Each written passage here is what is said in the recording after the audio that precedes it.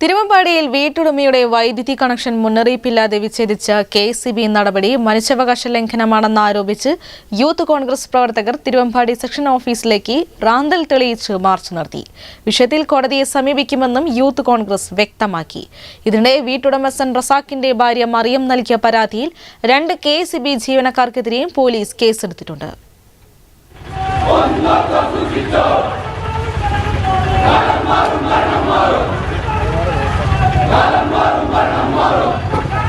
തിരുവമ്പാടി ഉള്ളാട്ടിൽ റസാഖിന്റെ വീട്ടിൽ മുന്നറിയിപ്പില്ലാതെ വൈദ്യുതി ബന്ധം വിച്ഛേദിച്ച നടപടിയിൽ പ്രതിഷേധിച്ചാണ് യൂത്ത് കോൺഗ്രസിന്റെ നേതൃത്വത്തിൽ പ്രവർത്തകർ തിരുവമ്പാടി കെഎസ്ഇബി സെക്ഷൻ ഓഫീസിലേക്ക് റാന്തൽ തെളിയിച്ച് മാർച്ച് നടത്തിയത്.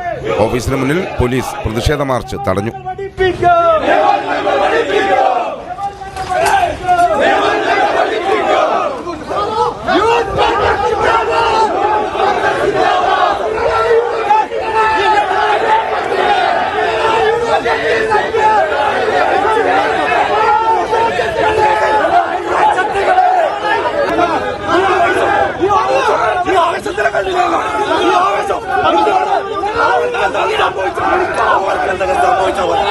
നഗ്നമായ മനുഷ്യാവകാശ ലംഘനമാണ് ഇവിടെ നടന്നതെന്നും വിഷയത്തിൽ കോടതിയെ സമീപിക്കുമെന്നും യൂത്ത് കോൺഗ്രസ് നേതാവ് മുഹമ്മദ് ദിഷാൽ പറഞ്ഞു. നീതിക്ക് വേണ്ടിയുള്ള ജനാധിപത്യ പോരാട്ടത്തിന്റെ ഒന്നാമത്തെ ഘട്ടം ഇവിടെ വിജയിച്ചിരിക്കുന്നു. നമ്മളറിയാം, നീതി നിഷേധമായിരുന്നു. അജ്മൽ കുറ്റക്കാരനാണ് എന്ന് പറഞ്ഞ് അജ്മലിന്റെ പിതാവിന്റെ പേരിലുള്ള കണക്ഷൻ റദ്ദ് ചെയ്തതുമായി ബന്ധപ്പെട്ടാണ് ഇന്നലെ മുതൽ നമ്മൾ സമരങ്ങൾ ആരംഭിച്ചു. ഇന്ന് ആ സമരം നേരത്തെ മന്ത്രി പറഞ്ഞു, മറ്റു ഉദ്യോഗസ്ഥർ പറഞ്ഞു, എന്തെങ്കിലും നമുക്ക് ഉറപ്പ് കിട്ടുകയാണെങ്കിൽ ഞങ്ങൾ എന്ത് ചെയ്യാം, വൈദ്യുതി കണക്ഷൻ പുനഃസ്ഥാപിക്കാമെന്ന് പറഞ്ഞു.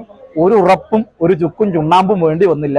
സമരം കണ്ട് പൊതുജനങ്ങളുടെ പിന്തുണ കണ്ട് മാധ്യമങ്ങൾ കാട്ടിയ പിന്തുണ കണ്ട് അവസാനം കെഎസ്ഇബിയും മന്ത്രിയും ബൈജു പ്രഭാകരനും ഒക്കെ മുട്ടുമടക്കി ഈ മഴയത്ത് വന്ന് കെഎസ്ഇബി ഉദ്യോഗസ്ഥർ ആ വൈദ്യുതി പ്രസ്താവിക്കേണ്ട ഘട്ടത്തിലേക്ക് എത്തിയിരിക്കുന്നു. അതിന് പിന്തുണ നൽകിയ ജനാധിപത്യ സമൂഹത്തിന് നന്ദി. കെഎസ്ഇബി ജീവനക്കാർ കണക്ഷൻ വിച്ഛേദിക്കാൻ വന്ന സമയത്ത് വീട്ടിൽ അതിക്രമം കാണിച്ചതുകൊണ്ടാണ് പ്രശ്നങ്ങൾ ഉണ്ടായതെന്ന് റസാഖിന്റെ കുടുംബം പറഞ്ഞു. ഭാര്യ മറിയം നൽകിയ പരാതിയിൽ കെഎസ്ഇബി ജീവനക്കാരായ 2 പേർക്കെതിരെ പോലീസ് കേസെടുത്തു. ജീവനക്കാർ അസഭ്യം പറഞ്ഞെന്നും മാനഹാനി ഉണ്ടാക്കിയെന്നും ചൂണ്ടിക്കാണിച്ചാണ് കേസ്. തിരുവമ്പാടി വിഷയത്തിൽ 7 ദിവസത്തിനകം റിപ്പോർട്ട് നൽകുവാൻ കെഎസ്ഇബി എക്സിക്യൂട്ടീവ് എഞ്ചിനീയറോട് മനുഷ്യാവകാശ കമ്മീഷൻ നിർദ്ദേശിച്ചിട്ടുണ്ട്.